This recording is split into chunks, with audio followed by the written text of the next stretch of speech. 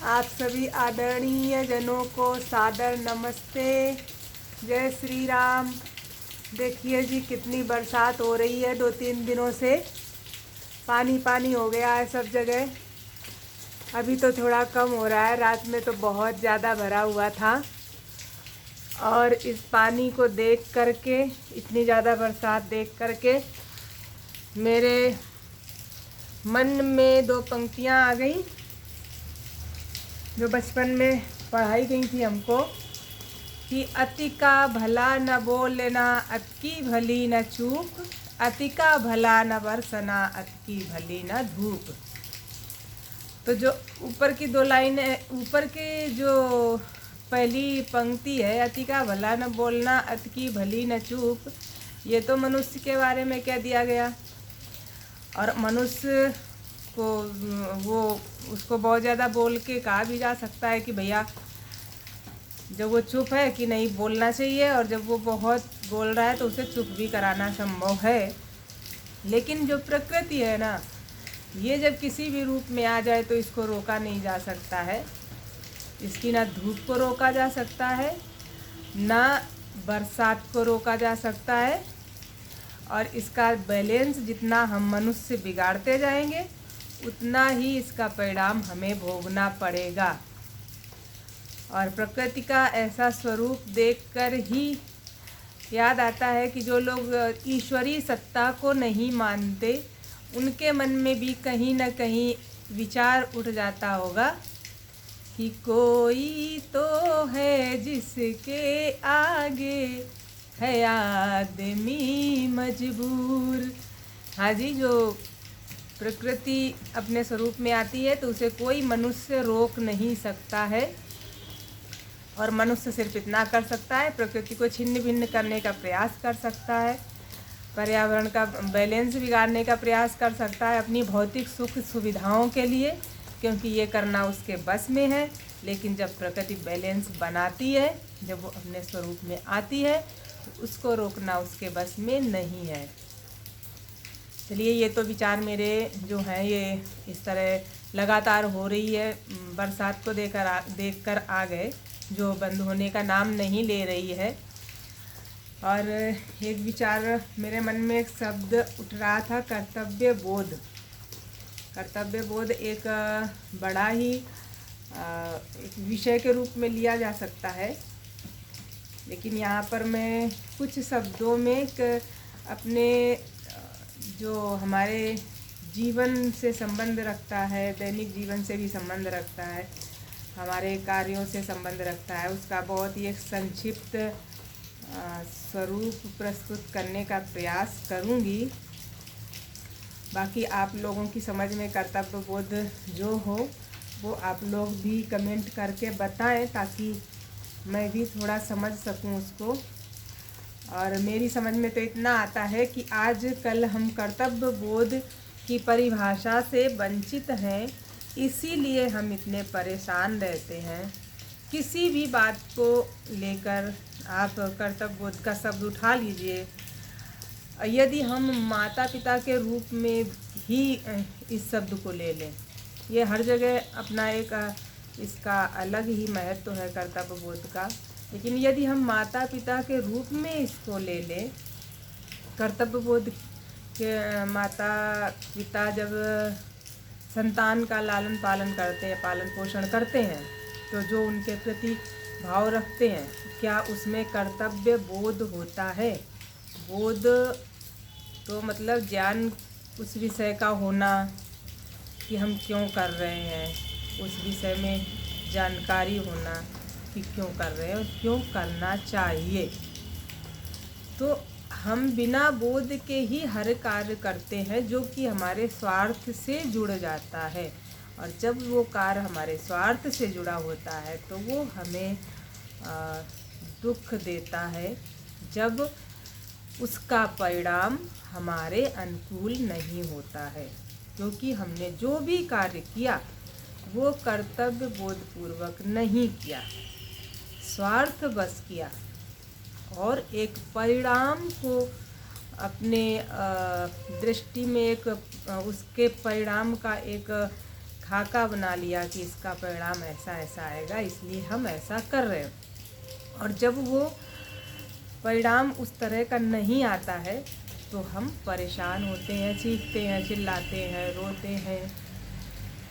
तो यदि हम माता पिता के रूप में ही देखें तो माता पिता अपनी जिस संतान के लिए अपनी जान की बाजी लगाते हैं, सब कुछ न्यौछावर कर देते हैं, उसी संतान की वो बुराई भी करने लगते हैं, उसी संतान से वो दुखी भी होने लगते हैं, या वो संतान उनके विचारों पर या जो उन्होंने उसके प्रति जो भी पालन पोषण के समय अपने अंदर एक सपने बुने थे उन पर खरा ना उतरे तो वो दुखी हो जाते हैं। तो यहाँ पर मुझे एक बात समझ में आती है कि जब हम संतान का लालन पालन करते हैं तो हमारे अंदर ये भाव कम होता है कि वो एक अच्छा नागरिक बने, वो संस्कारी बने, वो अच्छे समाज का निर्माण करे, वो धार्मिक बने, अच्छे पथ पर चले, वो सही स्रोतों से अपनी जीविका कमाए, वो एक जीवन का अच्छे से महत्व समझ सके। शायद उसके पालन पोषण के समय हमारे अंदर कहीं न कहीं इन विचारों की कमी रह जाती है। अच्छा, विचार किस तरह के होते हैं हमारे अंदर कि संतान थोड़ी बड़ी हुई, भैया हमें इसे पढ़ाना लिखाना है, बहुत पढ़ाना है, बड़ा आदमी बनाना है, अमीर बनाना है, मेरा ये बनने का सपना था, मैं नहीं बन पाया, अब अपनी संतान को बनाना है, और ये मेरे बुढ़ापे का लाठी का सहारा है, ये हमारी सेवा करेगा, मेरा बेटा बुढ़ापे में मेरा सहारा बनेगा, और मुझे अब कोई परेशानी नहीं है, मेरा बेटा है, सब संभालेगा। और किसी के मन में विचार होते बहुत पैसा कमाएगा, मुझे बड़ी बड़ी गाड़ियों में घुमाएगा, मुझे मेरी सुख सुविधाएं जो मैं नहीं पा सका, अब मेरे बच्चे को इस लायक बनाऊंगा कि वो मुझे देगा। या फिर वो बाहर जाएगा, वो पढ़ लिख के विदेश जाएगा, बड़ा आदमी बनेगा, मेरा नाम होगा, देखो उनका बच्चा विदेश चला गया, वगैरह इस तरह के विचार आते हैं। अच्छा, बदले में होता क्या है कि फिर वो हमारी इच्छाएं चलो कहीं ना कहीं पूरी भी हो गई, तो अब ये इच्छाएं जो हैं वो इनका तो एक सीमा होती है, वहीं तक हमको सुख दे सकती हैं, ये सुख की परिभाषा तो नहीं हो सकती। अब आपने जो संकल्पना की थी अपने दिमाग में, उसके अनुसार आपको मिला, लेकिन वहाँ पर आपने ये संकल्पना नहीं की थी कि मेरा बेटा मेरे पास बैठेगा, मुझसे प्यार से बातें करेगा, समाज की अच्छी बातें करेगा, समाज का निर्माण करेगा, कर्तव्यपूर्वक आगे बढ़ेगा, अच्छे अच्छे कार्य करेगा, और वो आत्मसंतुष्टि में रहना उसको आएगा, वो कम साधनों में भी सुखी रहेगा, मुझे भी सुखी रखेगा।